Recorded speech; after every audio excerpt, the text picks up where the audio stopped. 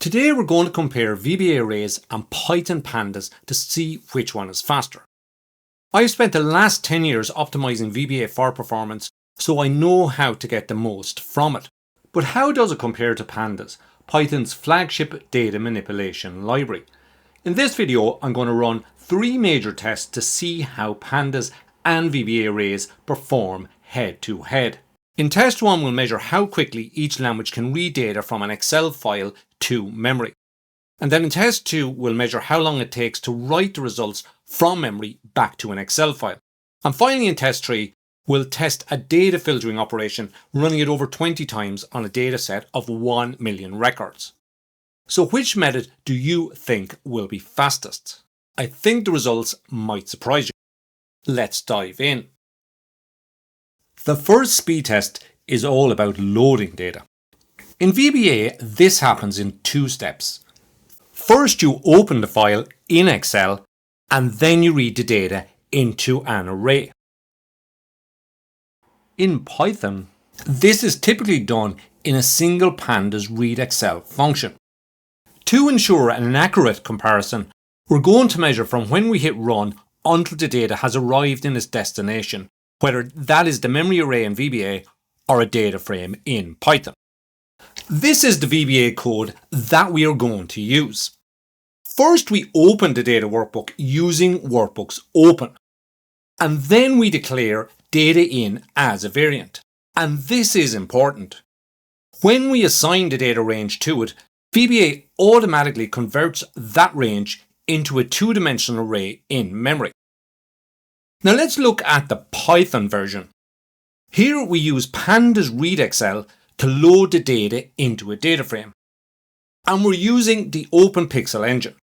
Now at this point, both approaches are very similar. But here's the real question. What happens when we scale this up to 1 million rows? So I've tested both methods with 100,000 records, 500,000 records, and 1 million records. Now if we look at OpenPixel and Python first of all, what you'll see is that as the records increase, it tends to get slower and slower. But when we look at VBA, you can see that VBA is much faster and it doesn't really increase that much as records get added. So from this test, you can see that VBA is significantly faster for reading data from a workbook into memory. However, if you're using Python, we do have another option. We can use the Calamine library, which is specifically for reading large amounts of data quickly. So let's add the result of Calamine to our chart and see how it compares. And what you'll see is that the speed is more or less equivalent to VBA. Now, one thing to keep in mind is that Calamine does have less features than OpenPixel. So if you're going to use it, you've got to pick which one is the best for your scenario. Now you may be wondering why OpenPixel is so much slower than VBA. Well, the reason is simple. Instead of just storing values, it builds a data frame with column names, labels, and a column-based structure. That extra structure takes time to build, but it pays off later because once the data is loaded, Pandas is far more efficient for things like filtering, selecting columns, and vectorized operations. So the second operation that I measured was writing the data to a file. So this is the VBA code that I used. So first of all, we have to create the output file. And then once that file is created, we write the data from the array directly to the worksheet using an assignment statement. Now the important thing here is that we've got to resize the output range to the size of the array. And once we are finished writing the data, then we need to close the file. Now the pandas code is much simpler and we can do it in just one line. So we use toExcel and this will take care of creating the file and closing the file. So let's take a look at the speed results for this operation and see which of the methods is faster. You can see that for Python it takes about 60 seconds to write 1 million records. Now the Calamine library that we looked at for reading is not relevant here because that library is only used for reading data. So now let's take a look at the VBA array and the results for that. And you can see that it is faster and that as the number of records grows, the gap between it and Python grows, which means that Python gets slower. So far, we've looked at reading and writing data, and VBA is faster overall, as you can see from the results here. So now we're going to look at running a filter on the data, and the results of this should prove very interesting. This is the data we've been using so far, and for this test, I'm going to filter by the first name Imani. Now I filter the data in two ways. The first one is where the rows have the first name Imani, and this will return us 1% of the records. And then the second test is basically the inverse, where the rows don't have the first name Imani, and that will return 99% of the records. And it's interesting to see how this affects the results. So here is the VBA code. Now we create a new output array for the results, and then we use a loop to read through all the data in the input array. When the filter matches, then we copy the data. Now to filter a row, we must copy the individual fields for each row from one array to another. Now if we want to update the filter criteria to get the inverse records, as we discussed a minute ago, then we simply change this sign to does not equals. Now let's take a look at the Python code. You can see the filter operation takes just one line of code, and we're using the lock function. The right of the comma returns the columns that we specify, and we use a list here of columns. And the list in Python is equivalent to a one-dimensional array in VBA.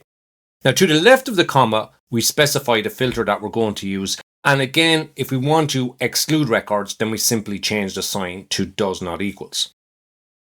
Now let's take a look at the results that returns 1% of the records. So running Python with pandas is pretty quick. Now let's compare this to VBA. And you can see VBA is slower.